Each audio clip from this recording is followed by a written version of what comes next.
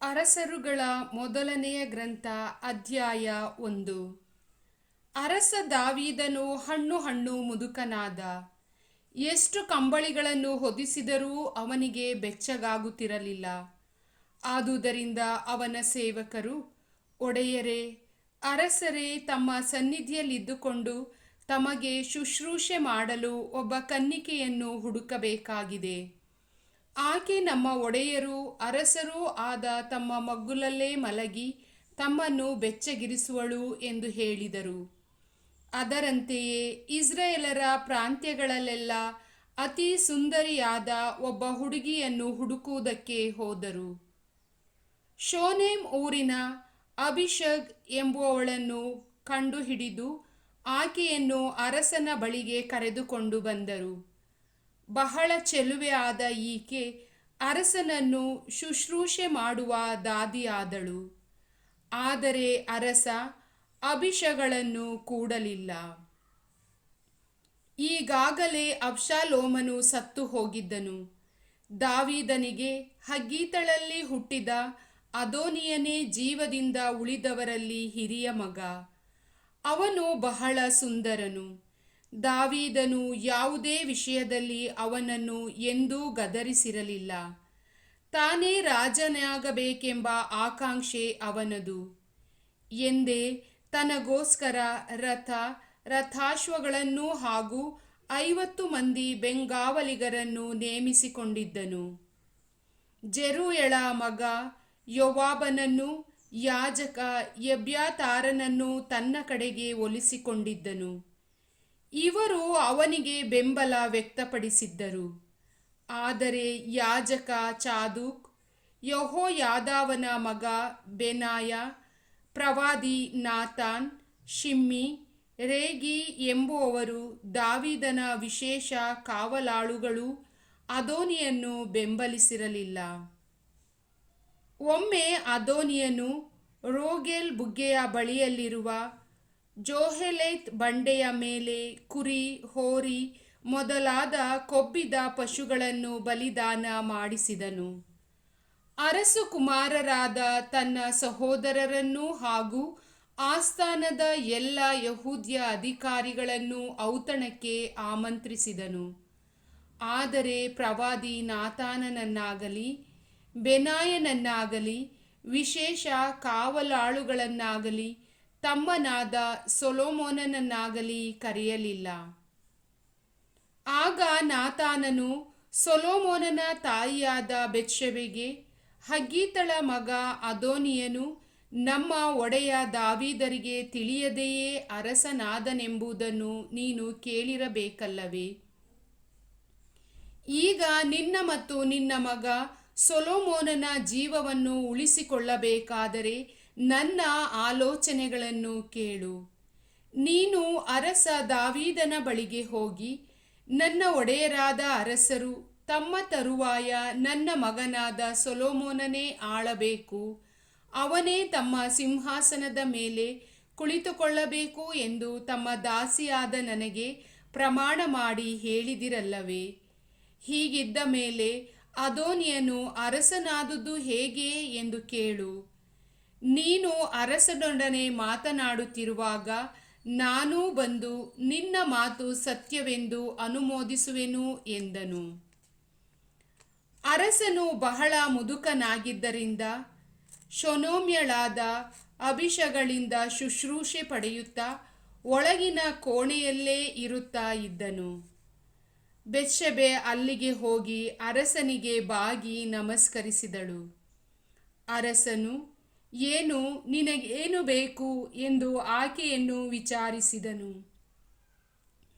ಆಗ ಆಕೆ, ನನ್ನ ಒಡೆಯರು ತಮ್ಮ ದೇವರಾದ ಸರ್ವೇಶ್ವರನ ಮೇಲೆ ಆಣೆ ಇಟ್ಟು ತಮ್ಮ ದಾಸಿಯಾದ ನನಗೆ, ನನ್ನ ತರುವಾಯ ನಿನ್ನ ಮಗನಾದ ಸೊಲೊಮೋನನು ಅರಸನಾಗಬೇಕು, ನಿಶ್ಚಯವಾಗಿ ಅವನೇ ನನ್ನ ಸಿಂಹಾಸನದ ಮೇಲೆ ಕುಳಿತುಕೊಳ್ಳಬೇಕು ಎಂಬುದಾಗಿ ಹೇಳಿದಿರಲ್ಲವೇ? ಆದರೆ ಈಗ ಅದೋನಿಯನು ನಮ್ಮ ಒಡೆಯರೂ ಅರಸರೂ ಆದ ನಿಮಗೂ ತಿಳಿಯದಂತೆಯೇ ರಾಜನಾಗಿ ಬಿಟ್ಟಿದ್ದಾನೆ. ಹೋರಿ, ಕುರಿ ಮೊದಲಾದ ಹಲವು ಕೊಬ್ಬಿದ ಪಶುಗಳನ್ನು ಬಲಿಯಾಗಿ ಅರ್ಪಿಸಿದ್ದಾನೆ. ನಿಮ್ಮ ಸೇವಕ ಸೊಲೊಮೋನನನ್ನು ಬಿಟ್ಟು ಎಲ್ಲ ರಾಜಪುತ್ರರನ್ನು, ಯಾಜಕ ಎಬ್ಯಾತಾರನನ್ನು ಹಾಗೂ ಸೇನಾಪತಿ ಯೋವಾಬನನ್ನು ಔತಣಕ್ಕೆ ಕರೆದಿದ್ದಾನೆ. ನನ್ನ ಒಡೆಯರೂ ಅರಸರೂ ಆದ ನಿಮ್ಮ ತರುವಾಯ ಸಿಂಹಾಸನದ ಮೇಲೆ ಕುಳಿತುಕೊಳ್ಳತಕ್ಕವರು ಯಾರೆಂಬುದನ್ನು ತಾವೇ ಗೊತ್ತು ಮಾಡಬೇಕೆಂದು ಇಸ್ರಾಯೇಲರೆಲ್ಲರೂ ಕುತೂಹಲದಿಂದ ಕಾದುಕೊಂಡಿದ್ದಾರೆ. ನನ್ನ ಒಡೆಯರು ಅರಸರೂ ಆದ ತಾವು ಹಾಗೆ ಮಾಡದೆ ಸತ್ತು ಪಿತೃಗಳ ಬಳಿಗೆ ಸೇರಿಕೊಂಡರೆ ನಾನು ನನ್ನ ಮಗನು ದೋಷಾರೋಪಣೆಗೆ ಗುರಿಯಾಗುತ್ತೇವೆ ಎಂದು ಹೇಳಿದಳು. ಆಕೆ ಹೀಗೆ ಅರಸನ ಸಂಗಡ ಮಾತನಾಡುತ್ತಿರುವಾಗಲೇ ಪ್ರವಾದಿ ನಾತಾನನು ಅಲ್ಲಿಗೆ ಬಂದನು. ಸೇವಕರು ನಾತಾನನು ಬಂದಿರುವ ಸಂಗತಿಯನ್ನು ಅರಸನಿಗೆ ತಿಳಿಸಿದರು. ನಾತಾನನು ಅರಸನ ಮುಂದೆ ಹೋಗಿ ಸಾಷ್ಟಾಂಗ ನಮಸ್ಕಾರ ಮಾಡಿದನು. ನನ್ನ ಒಡೆಯರು ಅರಸರೂ ಆದ ನೀವು ಅದೋನಿಯನಿಗೆ ಅರಸನಾಗುವುದಕ್ಕೂ ನಿಮ್ಮ ಸಿಂಹಾಸನದ ಮೇಲೆ ಕುಳಿತುಕೊಳ್ಳುವುದಕ್ಕೂ ಅಪ್ಪಣೆ ಕೊಟ್ಟಿರುವಂತೆ ಕಾಣುತ್ತದೆ. ಅವನು ಇಲ್ಲಿಂದ ಇಳಿದು ಹೋಗಿ ಹೋರಿ, ಕುರಿ ಮುಂತಾದ ಹಲವು ಕೊಬ್ಬಿದ ಪಶುಗಳನ್ನು ಬಲಿಯಾಗಿ ಅರ್ಪಿಸಿದ್ದಾನೆ.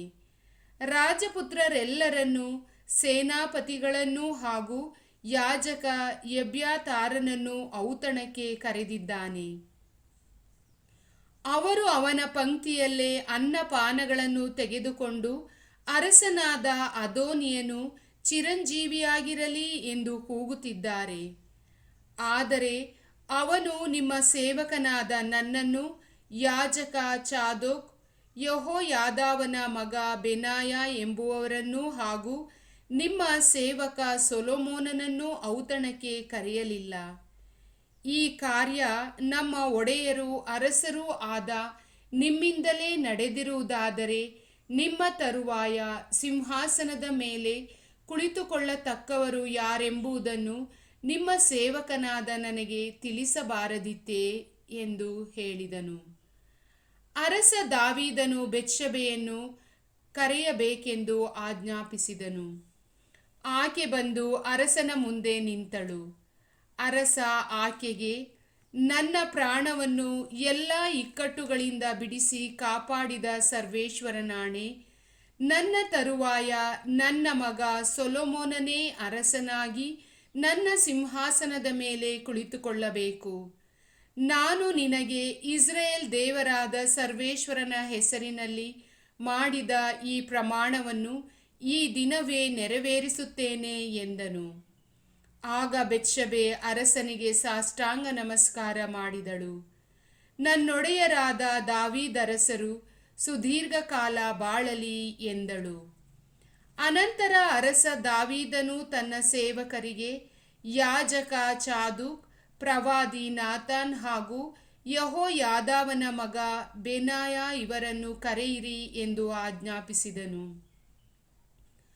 ಅವರು ಸನ್ನಿಧಿಗೆ ಬರಲು ಅರಸನು ಅವರಿಗೆ, ನೀವು ನನ್ನ ಸೇವಕರನ್ನು ಕರೆದುಕೊಂಡು ನನ್ನ ಮಗ ಸೊಲೊಮೋನನನ್ನು ನನ್ನ ಹೇಸರಗತ್ತೆಯ ಮೇಲೆ ಕುಳ್ಳಿರಿಸಿಕೊಂಡು ಗೀಹೋನ್ ಬುಗ್ಗೆಗೆ ಹೋಗಿರಿ. ಅಲ್ಲಿ ಯಾಜಕ ಚಾದೋಕನು ಹಾಗೂ ಪ್ರವಾದಿ ನಾತಾನನು ಅವನನ್ನು ಇಸ್ರಾಯೇಲರ ಅರಸನನ್ನಾಗಿ ಅಭಿಷೇಕಿಸಲಿ. ಅನಂತರ ಕೊಂಬನ್ನೂದಿರಿ. ಎಲ್ಲರೂ ಅರಸ ಸೊಲೊಮೋನನು ಚಿರಂಜೀವಿಯಾಗಿರಲಿ ಎಂದು ಘೋಷಿಸಲಿ. ಆಮೇಲೆ ನೀವು ಅವನ ಹಿಂದೆ ಬನ್ನಿ. ಅವನು ಅರಮನೆಯನ್ನು ಪ್ರವೇಶಿಸಿ ನನ್ನ ಸಿಂಹಾಸನದ ಮೇಲೆ ಕುಳಿತುಕೊಂಡು ನನಗೆ ಬದಲಾಗಿ ಆಳಬೇಕು. ನಾನು ಇಸ್ರಾಯೇಲರ ಮತ್ತು ಯಹೂದ್ಯರ ಮೇಲೆ ಅವನನ್ನೇ ಅಧಿಪತಿಯನ್ನಾಗಿ ನೇಮಿಸಿದ್ದೇನೆ ಎಂದನು. ಯೆಹೋಯಾದಾವನ ಮಗ ಬೆನಾಯನು ಅರಸನಿಗೆ, ಹಾಗೆಯೇ ಆಗಲಿ. ನನ್ನ ಒಡೆಯರ ಹಾಗೂ ಅರಸರ ದೇವರಾದ ಸರ್ವೇಶ್ವರ ಇದನ್ನು ಸ್ಥಿರಪಡಿಸಲಿ. ಸರ್ವೇಶ್ವರ ಸ್ವಾಮಿ ನನ್ನ ಒಡೆಯರೂ ಅರಸರೂ ಆದ ನಿಮ್ಮ ಸಂಗಡ ಇದ್ದ ಹಾಗೆ ಸೊಲೊಮೋನನ ಸಂಗಡವೂ ಇದ್ದು ರಾಜ್ಯವನ್ನು ನನ್ನ ಒಡೆಯರೂ ಅರಸರೂ ಆದ ನಿಮ್ಮ ಕಾಲದಲ್ಲಿ ಇದ್ದುದಕ್ಕಿಂತ ಹೆಚ್ಚು ಅಭಿವೃದ್ಧಿ ಮಾಡಲಿ ಎಂದು ನುಡಿದನು.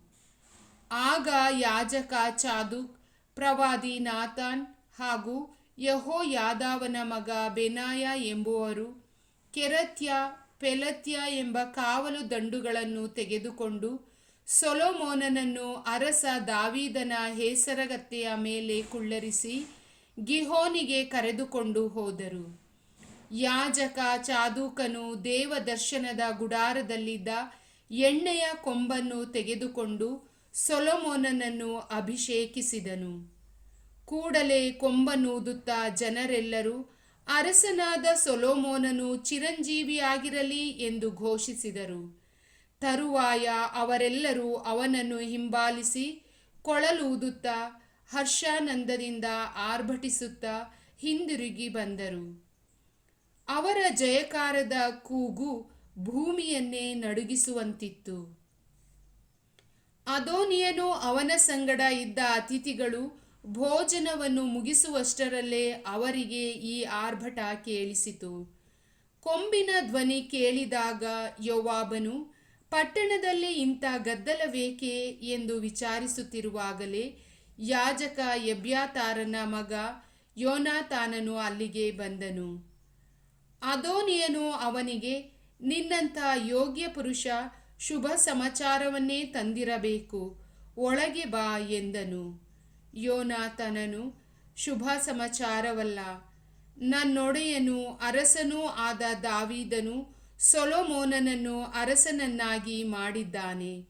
ಯಾಜಕ ಚಾದೋಕ್, ಪ್ರವಾದಿ ನಾತಾನ್ ಹಾಗೂ ಯೆಹೋಯಾದವನ ಮಗ ಬೆನಾಯ ಇವರನ್ನು, ಕೆರತ್ಯ, ಪೆಲತ್ಯರನ್ನು ಅರಸರು ಅವನ ಜೊತೆಯಲ್ಲಿ ಕಳುಹಿಸಿದ್ದಾರೆ.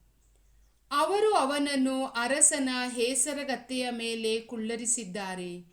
ಯಾಜಕ ಚಾದೋಕನು, ಪ್ರವಾದಿ ನಾತಾನನು ಗಿಹೋನಿನ ಬಳಿಯಲ್ಲಿ ಅವನಿಗೆ ರಾಜಾಭಿಷೇಕ ಮಾಡಿದ್ದಾರೆ.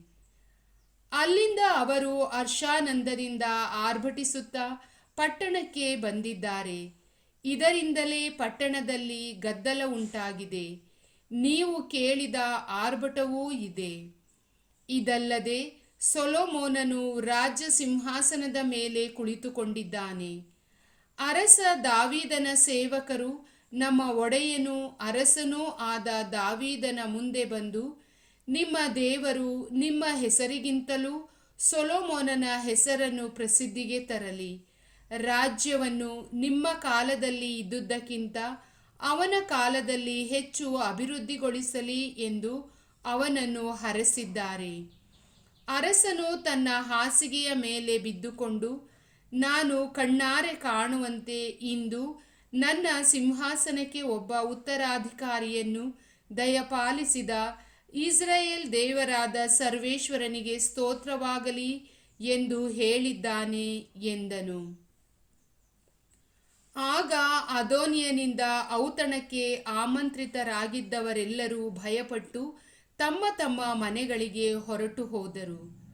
ಅದೋನಿಯನು ಸೊಲೊಮೋನನಿಗೆ ಹೆದರಿ ಓಡಿಹೋಗಿ ಬಲಿಪೀಠದ ಕೊಂಬುಗಳನ್ನು ಹಿಡಿದನು. ದೂತರು ಬಂದು ಸೊಲೊಮೋನನಿಗೆ, ಅದೋನಿಯನು ನಿನಗೆ ಹೆದರಿ ಬಲಿಪೀಠದ ಕೊಂಬುಗಳನ್ನು ಹಿಡಿದುಕೊಂಡಿದ್ದಾನೆ. ಅರಸ ಸೊಲೊಮೋನನು ನನ್ನನ್ನು ಕತ್ತಿಯಿಂದ ಸಂಹರಿಸುವುದಿಲ್ಲವೆಂದು ಈ ದಿನ ನನಗೆ ಪ್ರಮಾಣ ಮಾಡಬೇಕೆಂದು ಬೇಡಿಕೊಳ್ಳುತ್ತಾನೆ ಎಂದು ತಿಳಿಸಿದರು. ಆಗ ಸೊಲೊಮೋನನು, ಅದೋನಿಯನು ಸತ್ಪುರುಷನಾಗಿ ನಡೆಯುವುದಾದರೆ ಅವನ ಕೂದಲುಗಳಲ್ಲಿ ಒಂದನ್ನೂ ನೆಲಕ್ಕೆ ಬೀಳಗೊಡುವುದಿಲ್ಲ. ಆದರೆ ಅವನಲ್ಲಿ ಕೆಟ್ಟತನ ಕಂಡು ಬರುವುದಾದರೆ ಅವನು ಖಂಡಿತವಾಗಿ ಸಾಯುವನು ಎಂದು ಹೇಳಿದನು. ಆಳುಗಳನ್ನು ಕಳುಹಿಸಿ ಅವನನ್ನು ಬಲಿಪೀಠದ ಬಳಿಯಿಂದ ಕರೆದು ತರುವಂತೆ ಮಾಡಿದನು. ಅವನು ಬಂದು ಅರಸ ಸೊಲೊಮೋನನಿಗೆ ಸಾಷ್ಟಾಂಗ ನಮಸ್ಕಾರ ಮಾಡಿದನು.